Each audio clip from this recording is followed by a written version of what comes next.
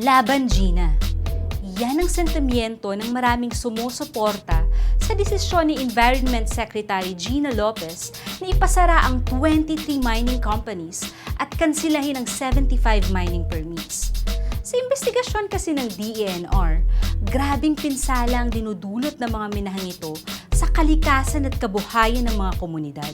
The numbers of farmers and fishermen and households that have been adversely affected because of indiscriminate and irresponsible operations is much more. Pero agad na nag-join forces ang malalaking mining companies at economic team ni Duterte laban sa desisyong ito ni Manay Gina.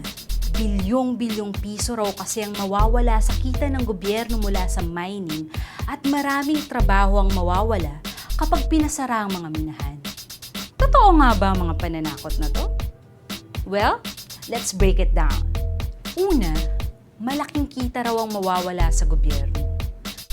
Sa mga bundok at gubat natin nanggagaling ang yamang mineral. Kaya't kung may foreign companies na kukuha nito para sa kanilang negosyo, dapat at least fair ang hatian.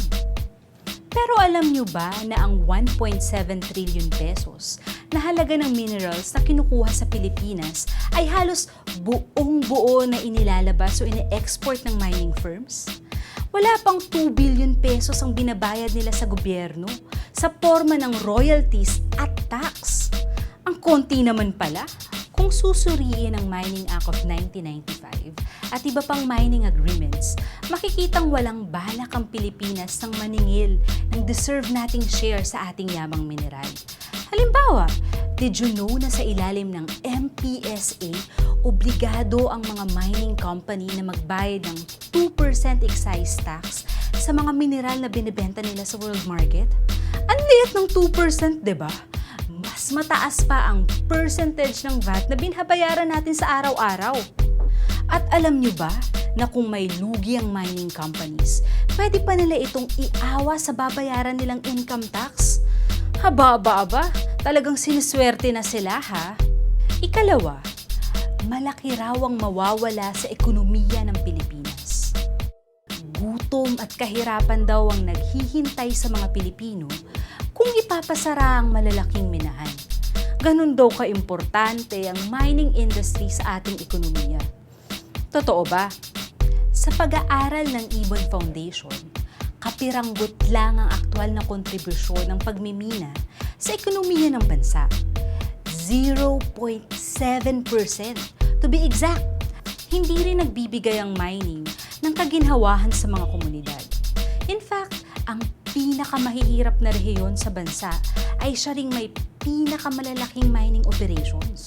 What else can we expect kung sinisira ang mga lupain at natural resources na kinabubuhay ng ating mga katutubo at magsasaka? Dati-dati ang tubig ay hindi namang ganyan na parang sardinas na kulay brown. Hindi na magagamit yung ilog na panglaba. Mga isda na dating marami ngayon ay kukunti na. Ang palayan namin ay napupuno ng silk, ang pitak. Yung palay hindi tumaba.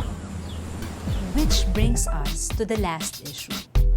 Mahigit 1 milyong Pilipino daw ang mawawalan ng trabaho dahil sa mining closures.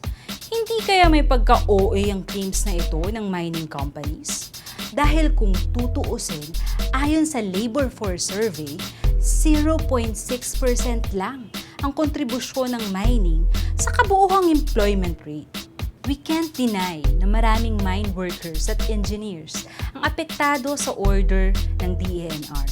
Pero kung tutuusin, kailangan pa rin natin ang ating mine workers at engineers para lubos na magamit ang ating yamang mina para sa ikauunlad ng bansa. Pero sad to say, sa ngayon ay walang mining plan ng pamahalaan para sa industrialization ng Pilipinas. Ang mining sa Pilipinas ay nagsisilbi lamang sa development at negosyo ng malalaking bansang kapitalista at mga lokal nilang kasosyo. Sa framework ng kapitalismo, kung saan profits ang pinakamahalaga, imposibleng maging responsable o environment-friendly ang mining. Kaya para sa lahat ng Earth Warriors at mga naghahangad ng tunay na kaunlaran ng Pilipinas, laban lang.